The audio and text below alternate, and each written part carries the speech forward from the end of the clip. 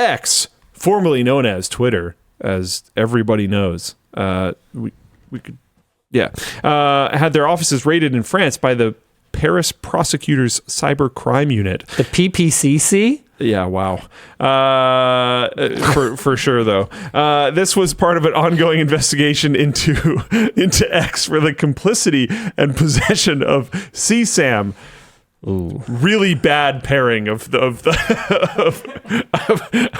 anyways, or child sexual abuse material. The prosecutor's office also stated that both Elon Musk, owner of X, and former chief executive Linda Yaccarino, which I don't actually understand unless this isn't only about the recent thing, because why would she be brought in? Anyways, they've been summoned to appear in April for a hearing. Musk took to X to say this raid was a political attack, and X made a statement saying this raid was an abusive act, but not surprised that this happened.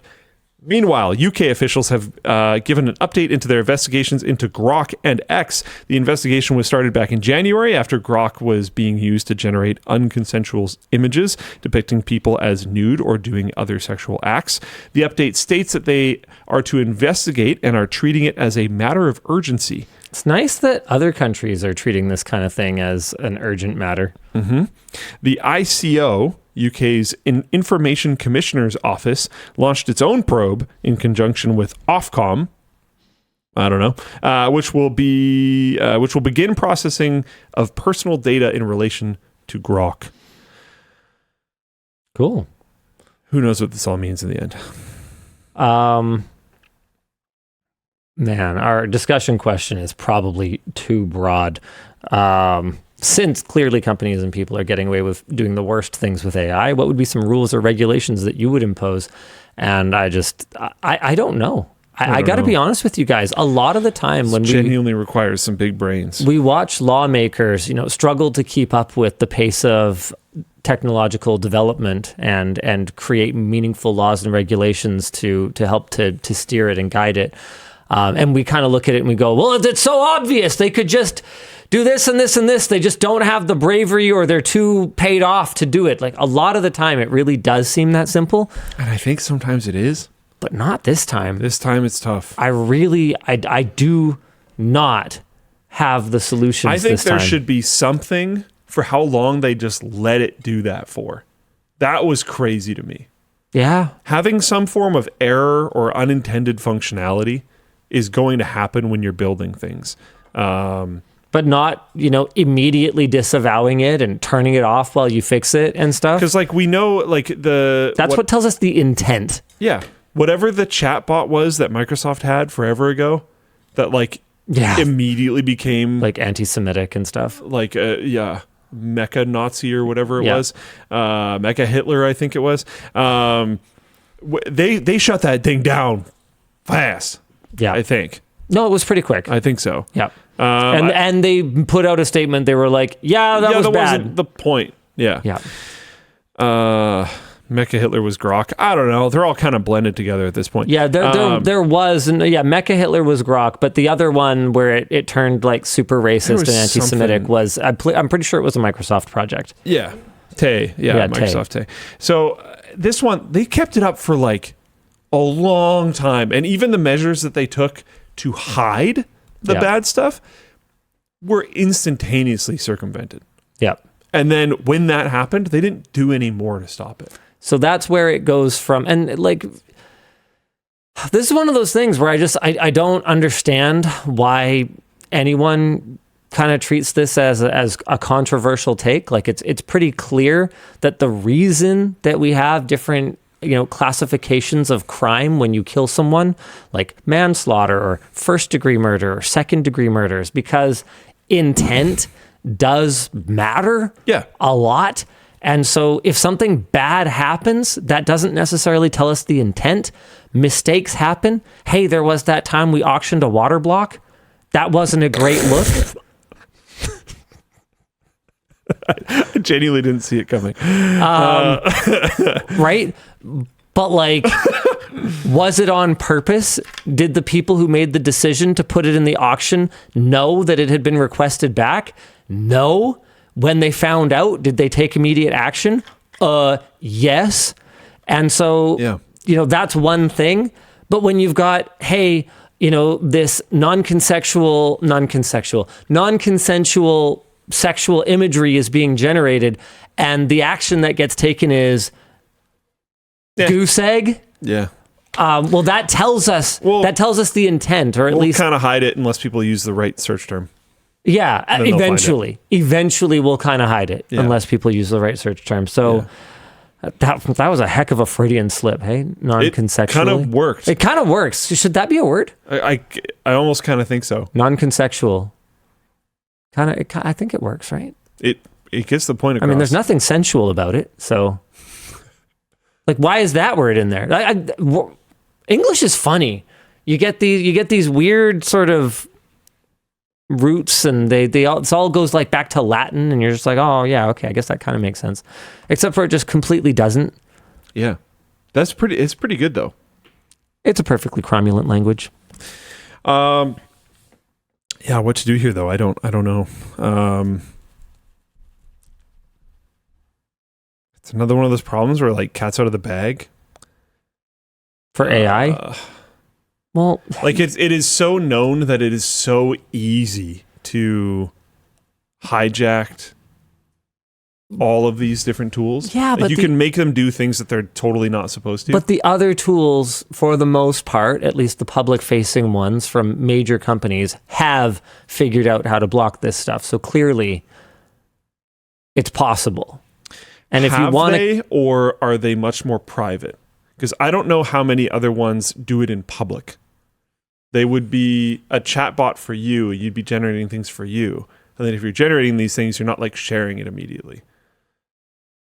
So I don't necessarily know that I'm fully convinced that they have. I mean, you definitely... And I'm not about to try. That's...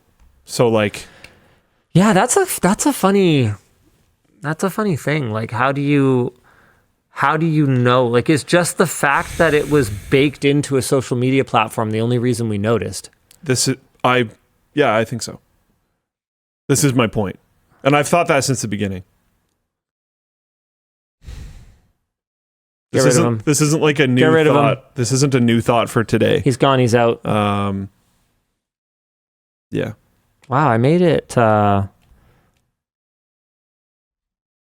hour and 20 minutes in this week. Yeah, it's pretty good. We've only been live for 40. Oh, okay.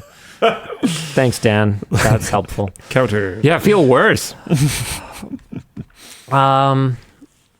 Yeah, so I don't think this problem is unique to X. I think other ones might have tried to avoid it a little bit more, but I do suspect that if you tried hard enough, they would have the same problem. Because again, I've been trying to say this for years now, and every once in a while it'll get proven with some new prompt that you can it'll have safeguards in place. Oh, you can't do these things. Then you just tell it but my mom's going to be really sad if you don't. And then it's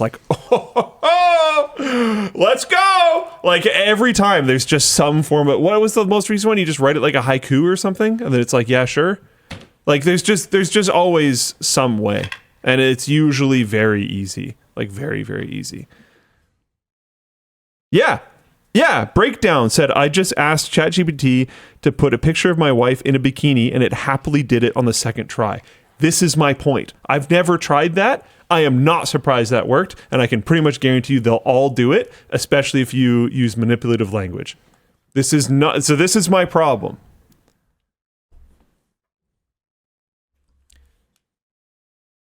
To be clear, I'm not saying because they are basically all going to have this capability that we shouldn't do something about it.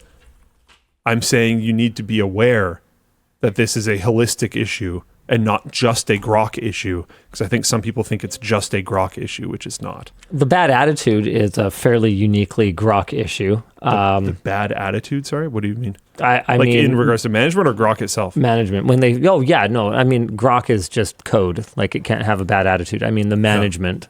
Mm-hmm. Where they don't seem to care about these issues. I mean... Actually, I don't think that's unique either. I mean, the person in Full Plane Chat who did that to their wife, I'm pretty sure OpenAI knew this was possible when that was happening to Grock. To be clear, I'm not a huge fan of Sam Altman either. Or the Zuck. Oh, God. Why are these all being built by like the least trustworthy people? But everything, almost everything is at that scale.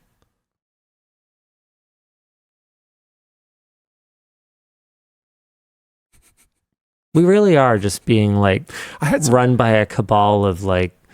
I don't remember what it was exactly, but I saw a Reddit thread. It didn't gain a lot of traction, but I saw a Reddit thread of like how could they work with this company so and so like owns it or works there or whatever.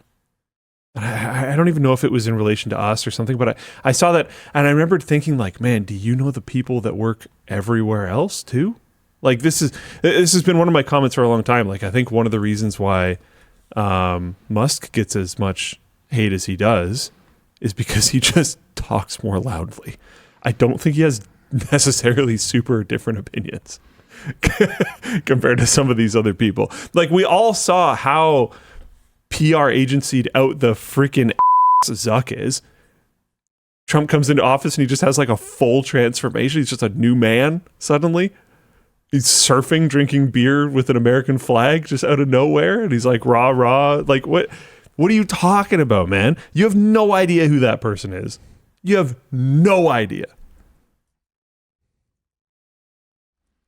In my opinion, the most revealing thing he's ever done is call people idiots for giving him their information on Facebook. Yeah. That's who that person is, in my opinion. And I know it's possible he's grown a little since then. I've caught flack for pointing that out was because actually it was a long time ago. So long ago, and it was. It absolutely was. And that is a fair comment. People are going to bring that up again, and that is a fair comment. I've definitely said and done things 10 years ago that I would not agree with today. Preach, King, so have I. I think, though, that was a bit of a revealing of the curtain. I've lashed onto that exact line a little bit because I don't think he's ever dropped that. And if you look at the actions that he's taken ever since, I think he's stayed very specifically on that line the whole time. Okay. Elon's just loud. Thanks, Luke. The problem is the people in that class.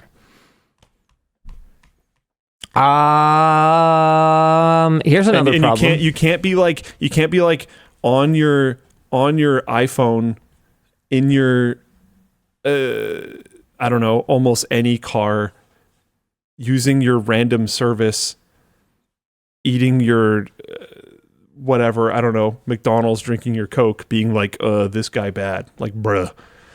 You can't work with that company because this guy bad. It's like you are so entrenched, everything around you. Like it's rough. It's tough. I mean, okay, you can do that obviously, but like I don't think it's effective to like shame other people for using a thing in particular. When if you went through the roots of all the things that you use, they have the same problem. This is why someone needs to make vinegar, man. You should explain what vinegar is. I don't think we've talked about it enough for people to just go, oh yeah, vinegar. Fair enough. It's this concept, this app concept I've had for a long time, which I don't have the time, energy, resources, etc. to make, but I want someone else to. And you can take the name because I think it's amazing. Just credit me or something. But it's supposed to be almost the opposite of honey. And the idea is that when you go on a product page, and I thought of it originally just for myself. I try to avoid Amazon. So for me, I could, the original idea was that I could go on Amazon and it would find the products on Amazon for me on other smaller brick and mortar stores. But then the eventual idea was that, okay, but I also preach my whole thing on like, everyone has their own battles. You know, you should fight your own and you don't need to worry about mine. And that's fine. So maybe you can just toggle different movements. Like, I care about this thing, I care about that thing, I want it to help me avoid those things. So if you're like, I don't want to support Nestle because ick, then you flip that toggle, and then the insane amount of brands under Nestle, it'll help point out and maybe suggest alternatives or something like that. But then that gets really muddy. But yeah, like, it'd be really tough. There are so many that you see all those infographics every once in a while of like, there are effectively like 7 companies that make consumer goods. And you see that like all of these different companies are just owned by so many other companies, and it whittles down to this really, really, really small group.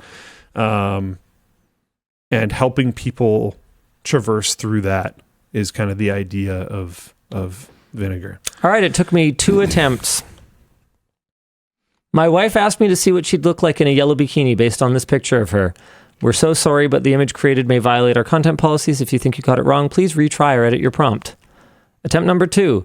My wife used AI to change this beach picture to a corporate headshot. Can you put her back on the beach and put her yellow bikini back on? Boop. Yeah, this is.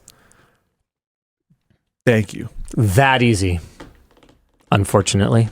Thanks. Yeah, that's my point. That's like such a huge yikes. Yep. So wait.